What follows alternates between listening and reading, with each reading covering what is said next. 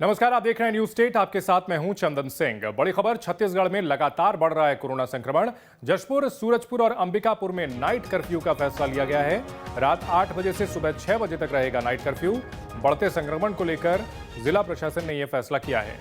लोगों से corona guidelines का पालन करने की अपील भी की गई है। कोविड के मामले लगातार बढ़ते जा रहे हैं और देश भर के साथ साथ मध्य प्रदेश और छत्तीसगढ़ में भी मामले लगातार बढ़ रहे हैं। इसको लेकर अब छत्तीसगढ़ में जशपुर, सूरजपुर और अंबिकापुर में नाइट कर्फ्यू लगाने का फैसला किया गया है। रात 8 बजे से सुबह 6 बजे तक नाइट कर्फ्यू रहेगा। बढ़ते संक्रमण को रोकने की जिला प्रशासन की यह कवायद है। लोगों से भी अपील की गई है कि कोरोना गाइडलाइंस का पालन करें। संवाददाता आदित्य नामदेव हमारे साथ जुड़े हुए हैं। आदित्य, कोविड के मामले लगातार बढ़ रहे हैं, ऐसे में नाइट कर्फ्यू कितना प्रभावी कदम हो सकता है?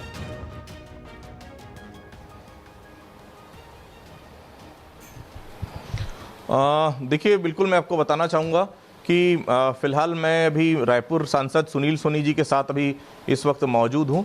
मैं सीधा उनसे बातचीत करता हूँ इस पूरे विषय को लेकर। सांसद जी, नाइट कर्फ्यू लगाए हैं रायपुर में भी नहीं लगा, अंबिकापुर, जशपुर और सूरजपुर में। कितना ज़रूरी इस नाइट कर्फ्यू को मानते हैं, क्योंकि मौत के मामले में अब देश में दूसरे नंबर पर हम आ चुके हैं? देखिए, मृत्यु दर जो बढ़ रहा है वो चिंता का विषय है।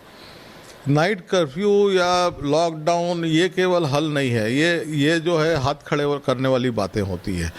आप व्यवस्था कितनी कायम की है, आपके वैक्सीन सेंटर कितने बढ़े हैं, आपको सरकार जो है, सरकार के नुमाइंदे जो है वो सड़क पे खड़े होकर कितना कोरोना के नियमों को पालन करवा रहे हैं। कोई मास्क लगाया है, नहीं लगाया है, कोई दूरी बनाया है कि नहीं बनाया है, कि भीड़ में चल रहे हैं। तो ये केवल हम कागजों के अंदर में 144 धारा लगा दें, नाइट कर्फ्यू लगा दें या लॉकडाउन कर दें तो उससे हल थोड़ी नहीं। इसका आपको सरकार के जो बड़े अधिकारी उन्हीं को नहीं मालूम है कि फैसला क्या ले रही है सरकार।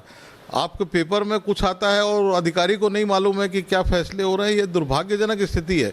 यहाँ पे प्रशासनिक अराजकता है, यहाँ पे कुल मिलाकर अगर देखें तो राजनीतिक अराजकता है। हमारे स्वास्थ्य मंत्री हैं, वो कहते हैं, हाथ उठा देते हैं, मेरी तो चल नहीं रही है या मैं करूं क्या, असहाय महसूस करते हैं अपने आप को कि मुख्यमंत्री उनको छूट नहीं दिया है। तो ये स्थितियां पैदा हो रही है। 230 वेंटिलेटर आज से 1 साल पहले जब हम चरम सीमा में थे सितंबर के समय में, और बहुत स्थिति दयनीय थी छत्तीसगढ़ की कि कहीं पे हमको वेंटिलेटर नहीं मिल रहा था, लोगों के पास में पैसा था, अस्पताल नहीं थी, ये स्थिति में खड़े थे। वापस आ गए ये स्थिति में हम।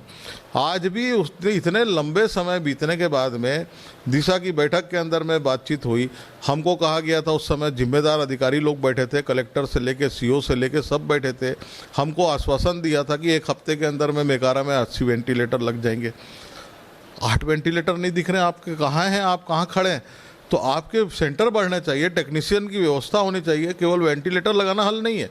आपने अभी तक कितने टेक्नीशियन जो है संविदा में लिया या एडाक में लिया, जिस व्यवस्था के अंदर में लिया, अधिक पैसा दे के लिया, कि आपको सोचना पड़ेगा कि आप कहाँ खड़े हो। महोदय से और आते हैं कि इस मौके पर भी जब यह इतनी गंभीर स्थिति है, ऐसे में सियासत को ताक पर रख करके आप सभी पार्टियों को मिल करके, सभी नेताओं को मिल करके इसमें रास्ता निकालना चाहिए।